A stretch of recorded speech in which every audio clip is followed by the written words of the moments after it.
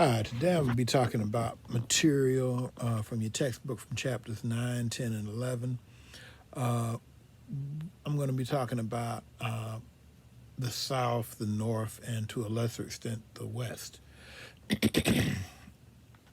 Now, the period I'm talking about now is basically from about 1800, 1810, really up until about 1850. I mean, it can go a little bit further, but really, I'm more interested in themes as opposed to actual dates here. I mean, basically, I'm going to be talking about different trends that occurred in different parts of the country. And I'm really going to focus on the North and the South. And when I say the North and the South, basically, I'm referring to in the North, I'm referring to the Northeast, and then the area that was the Northwest Territories, the area that nowadays would be Ohio, Indiana, Michigan, Illinois, um, and eventually heading as far west as Minnesota, Iowa, in that area. And yeah, well, Missouri's kind of a tweener. I mean, it's not really a northern or a southern state, uh, but basically in that area. And the South, I'm referring to the Eastern Seaboard originally, the southern states on the Eastern Seaboard, which would be from Maryland down to Georgia, and then later expanding westward as far west as East Texas. I mean, that's the South. But anyway, what we need to see is that during the period, during the first 2 decades of the 19th century, from about 1800 to about 1820, the economy of the United States really takes shape during this time. In What we see is that in the South, um, cotton becomes the dominant economic uh, crop. I mean, it becomes the dominant export. Uh, as your book mentions, during the 19th century, America would eventually produce about three-quarters of the cotton that was used in Britain, and also American cotton was used in the United States. But during the early part of the 19th century, Great Britain, far and away, was the biggest textile producer in the Western world. Britain's kind of an interesting case because really, Britain originally was getting cotton from India. The Indians and the Egyptians, made very, very high quality. They grew very high quality, what they call refer to as long staple cotton. That's cotton that has really, really long fibers. Uh, Now that kind of cotton you really can't grow in the United States because the United States is too cold. The growing season is too short. To really grow long staple cotton well, you need to be in a place. Oh, well, you probably have like about a 10-month growing season. You probably would like plant it like in March, and it wouldn't come up. We would probably get the cotton up probably like the end of November going into December. And of course, in the United States, frost comes before that. Even in the South, you're probably going to get frost, around November. Now, some parts of the South you don't get it, like if like you're in Florida or the coast of Georgia, or say the far Gulf Coast. There's a good chance you may not get a frost. There are years when they don't get frost there, but by and large, in America, once you start getting November, you're going to be getting frost, and so you couldn't grow that kind of cotton in America. But but you could grow short staple cotton. Now the problem with short staple cotton, however, is that short staple cotton tends to have really sticky seeds that are hard to get out. And so what we see is that until Eli Whitney created the cotton gin, which really becomes common in the 18 teens, until he invents the cotton gin, there was really no practical way to quickly process raw cotton, to remove the seeds from raw cotton and only have the fiber that could then be spun into fabric. But once he creates the cotton gin, which basically was kind of like a comb, it was you could run the cotton gin You could run the cotton through a cotton gin, and it would pull the seeds out of the cotton. And it could do it very quickly, much more quickly than a slave, because, by and large, that was the kind of work that, you didn't do unless somebody made you do it. Uh, it would take a slave by hand a long time to process the seeds. But, once you had the cotton gin, it could be done pretty quickly. Now, what this meant was that cotton production very quickly began to spread in the South. As your book mentions, initially in the East, like North Carolina, South Carolina, we see cotton developing. It goes into Georgia. But as America expanded westward, there was more and more land available. And so you see people moving into this land. In particular, what we see is that Americans, European Americans put pressure on the, sorry about that. They put pressure on the Native Americans, in particular, the people known as, who were known as the civilized tribes. That was the name that was given to them in the 19th century. And, those would have been the Cherokee, the Creek, the Chickasaw, uh,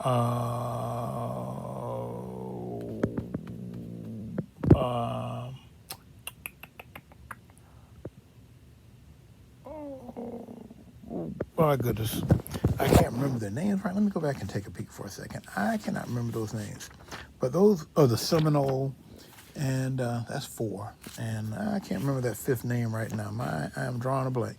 But those were the groups who lived in the South, and pressure was put on them to pressure was put on them to leave the South. It's not funny. I'm just laughing at the fact I was scratching my nose earlier. But pressure was put on them to leave the South and make land available for European settlers. But that's a pretty long process. I'm gonna get back to that in a minute. But the point to be made is that in the period from 1800 to really 1860, there's a steady influx of European settlers coming into areas further west in the South. Basically from the Georgia coast westward until you get to basically East Texas and then into North Texas. The area, because basically once you get to the area around Dallas and Fort Worth, I mean, that's about the geographical edge of the South. Once you get around about there, the terrain and the climate starts to change, and it becomes more western, more semi-arid, as opposed to southern. And so, once you get west of that area, plantation kind of agriculture, cotton stuff, really becomes not so practical. But as I said before, this area develops pretty quickly. People move into the area. And what we see is that cotton really invigorates slavery, because in the initial period after the end of the Revolutionary War, there's a pretty significant decline in the importance of slavery. Slavery had been, during the colonial period, slavery had been just as important in the North. Like New York, for instance, had a population that was about 16% slaves. If you go to Wall Street, which is nowadays, of course, we think about the stock market. Wall Street was originally a slave market. If you go into Lower Manhattan, one of the interesting things to visit if you ever go there is to go to the museum there that commemorates the slave cemetery that used to be in what nowadays is Lower Manhattan. It's estimated that 20,000 slaves were buried there, from the 17th century until the early part of the 19th century. And so, slavery was really big in New York. Slavery was big in Rhode Island. It was big in Massachusetts. It was very big in Pennsylvania. But slavery, after the revolution, it dies out. And even in the South, even in the upper South, like Virginia, there's a significant reduction in slavery. A number of people let their slaves go free. I mean, here, in Edwardsville, Illinois, where SIU is. Edwardsville was founded by a man from Virginia by the name of Edward Cole, who knew Thomas Jefferson. His family was acquainted with Jefferson's family. And Edward Coles was very much against slavery. He owned slaves, but the laws in Virginia were such that it was very, very difficult for him to free them. So he sent his bondsmen, his slaves out west, and they scouted out Edwardsville. And then he eventually moved out here, and he set his slaves free in the Edwardsville area. And so the point to be made is that, Edwardsville, of course, was founded in the very early 1800s, about a little bit over 200 years ago. And so the point to be made is that in the early part of the 19th century, before cotton really took off, a lot of people expected slavery to end, and they were setting their slaves free. But once cotton picks up, all of a sudden the demand for slave labor really blows up. And this is very significant because, one of the things that's not really mentioned in that chapter that I mentioned now is that, in the year, if you look in the United States Constitution, although it never calls slavery by name, the United States Constitution says that the transatlantic slave trade would end in 1807. It would no longer be legal to import slaves from Africa. But once that slave trade ended, this meant that older slave states like South Carolina and Virginia, especially the Chesapeake Bay area of Virginia and Maryland, could make a ton of money exporting slaves further south and further west. And so once cotton becomes a major crop, instead of slaves being set free, masters sold their slaves to people out west. And, like, if you look at chapter 9, for instance, it starts off talking about the death of Thomas Jefferson and how he died in debt. And so after he died, there was an estate sale. And the most valuable item in the estate sale was the sale of the slaves. There were 130 slaves on Monticello, Jefferson's plantation, and they were sold. And so, anyway, the point to be made is that slavery became more and more and more important to the South because slavery was the method by which cotton was produced. And cotton became far and away the most valuable crop in the South. Now, what this meant was that, but for instance, by the time you get to the Civil War, about 4 out of every 10 people in the South are black slaves. And in several states, in particular South Carolina, Mississippi, and Louisiana, slaves were the majority of the population. Each one of those states were about 75%, the population was about 75% slaves. Places like Georgia and Alabama were about 50-50 slave and free. Florida was about 40% slaves. Places like East Texas, Texas overall didn't have a huge black population, but parts of Texas like East Texas and around the Dallas area had very substantial slave populations. Places like the Missouri Valley River in Missouri, the area that people refer to as Dixie, like St. Charles, the area from St. Charles County, basically all the way over to, Columbia, Sedalia, Jeff City, all that area. That area had a very, very large black population. And so, with the expansion of cotton, the demand for slaves became very important, and they expanded westward. Now, This created a situation where if you were a young farmer in the South, your goal was to be rich enough one day to own slaves and put them to work so you could, become a rich planter.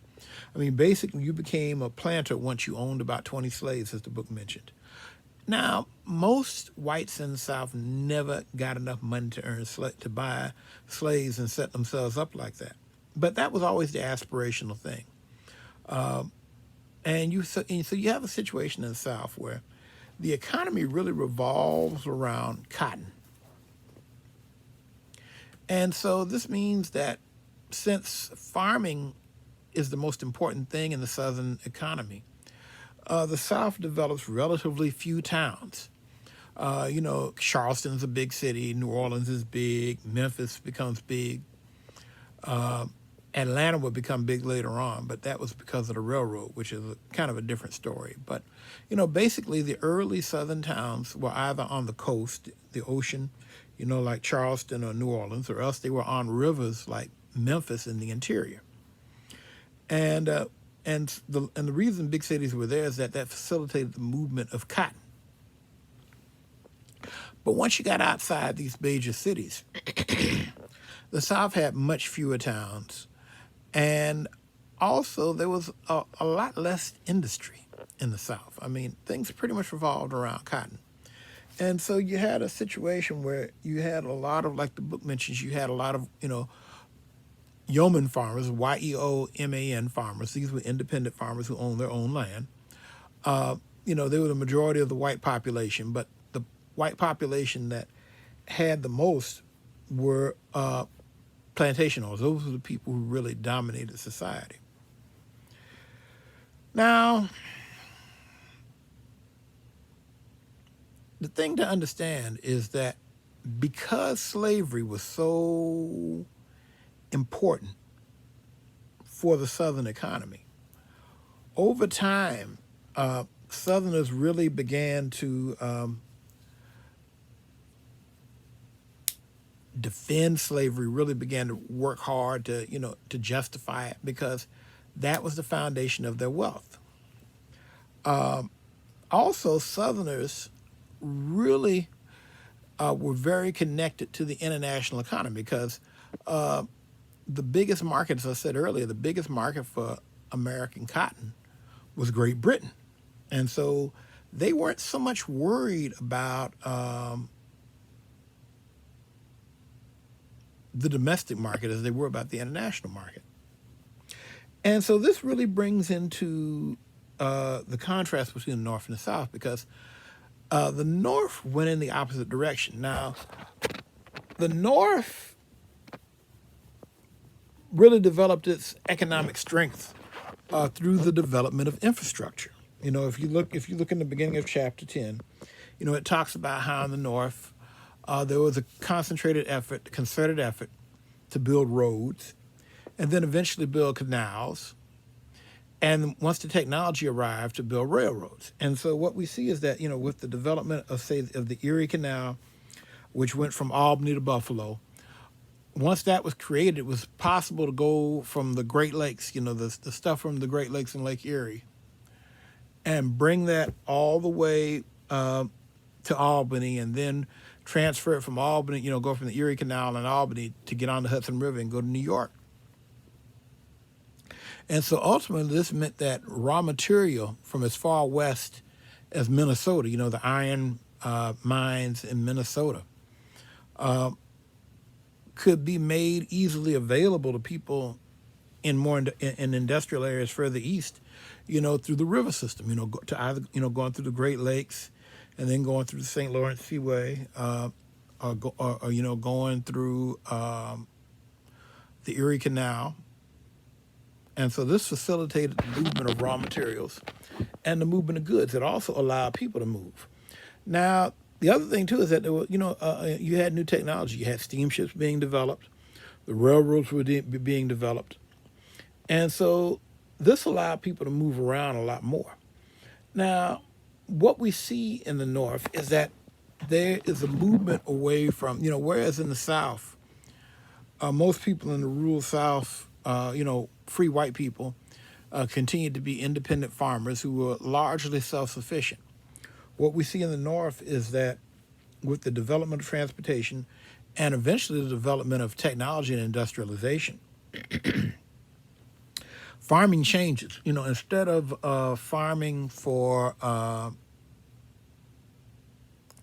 instead of farming being about self-sufficiency or subsistence farming, and that's the term I want, subsistence farming. Farming in the North became commercial too.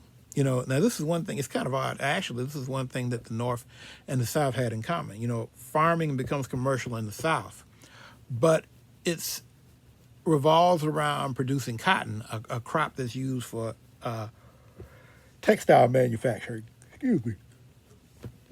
Whereas in the North, farming becomes commercial, but it revolves around production of foodstuffs. Growing grain, growing vegetables, raising livestock, which were then brought to cities and sold to people who lived in the cities. And also, what we see, beginning around about 1807 or so, is that the northern cities industrialized. Now, initial industrialization in the North took place from British people who moved to America. You know, Britain really was very protective of their technology, and they were very restrictive on the movements of people who were skilled in engineering or building or maintaining industrial capacity. But some of those people did make it to America, and they replicated factories in America.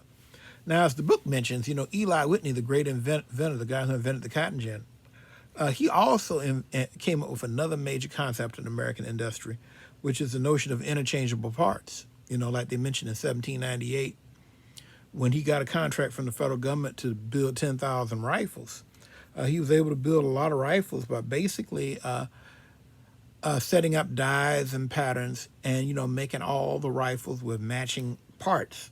So therefore, you could take any pile of parts and put together a gun that could be used for the military. And so this principle was applied to industry in America in general. Basically making mass-produced items that could be reproduced easily. And as the book mentions, tool and die manufacturing really became one of the hallmarks of the American industrial system and allowed for rapid expansion. And so what this means is that whereas working class whites in the South, especially in rural areas, stayed on the farm, what we see in the North is that working class whites more and more moved into cities and worked in factories. Now, the other thing that's significant in the North, too, is that you have a lot more migration into the North. Now, you have whites who migrate into the South, but largely there are a lot more opportunities for these people in the North than there are in the South. So you see much more immigration. Excuse me. Sorry about that, class. Like I always say, I hope I'm not boring you. But you see a lot more immigration into northern cities. And so what we see is that tensions develop between, white Americans who had been in America a longer period of time and those white Americans who were new immigrants, in particular the Irish. The Irish were Catholic, and they were seen as inferior. At this time, the great majority of Americans, white Americans, were Protestants. And so therefore, the Catholic Irish immigrants were really seen as inferior and undesirable people. And as the book mentioned, they were kind of seen as racialized. They claimed the Irish were more black looking, but, it was a bunch of hogwash. But the thing you have to understand about race is that, to a large degree, race is a social construct. I mean, obviously, there are genetic differences between populations. But a lot of times people can be racialized. That's a way of expressing a sense of difference and wanting to set them apart. And so you have a more complicated system in the North where you have a lot more people coming into the North, a more diverse population, and you have industrialization develop. Now, the thing that's really important to understand is that both the North and the South are capitalist systems. Both of them are systems where people are trying to make a profit. Both of them are systems where people are producing stuff for commercial markets. And so therefore, it's important to understand that both the North and the South are capitalist systems. I mean, they're not systems that are about subsistence living, or, they're not feudal systems. Both the North and the South are driven by markets. But the northern and southern economies end up taking up very, very different parts in the market economy. And what we're going to see is that over time, because the northern and southern economies are so different, because the South, really begins to rely, becomes totally reliant on the export of cotton, whereas the North, sorry about that, it becomes much more industrialized. They really begin to want different things. Now, on top of this, of course, is the whole issue of slavery. Like I said before, in the North, slavery really declines and is largely abolished, whereas in the South, slavery becomes stronger and stronger and stronger, because really you cannot have the Southern economy without forcing Africans to do the really grungy work of cotton picking and chopping. When you chop cotton, that's when you have a hose out there cutting out the weeds. I realize that folks may not be so familiar with that term, but you can't have the Southern economy without slavery. Whereas the Northern economy becomes much more of a wage labor economy. And, the Northern economy has problems too, like the book mentions. There are problems with labor because, people are trying to protect themselves as workers. And so you have conflict between labor and ownership. You have competition between new immigrants coming in and older immigrants over jobs and over access to services.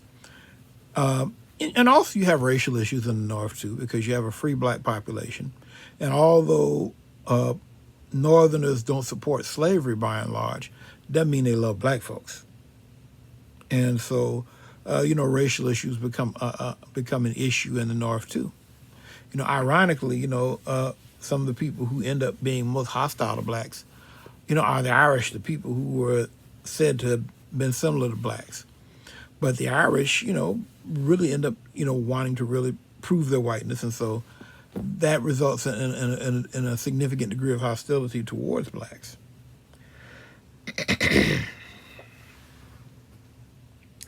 And so what we see is that competition develops between the North and the South, and in particular competition over the West.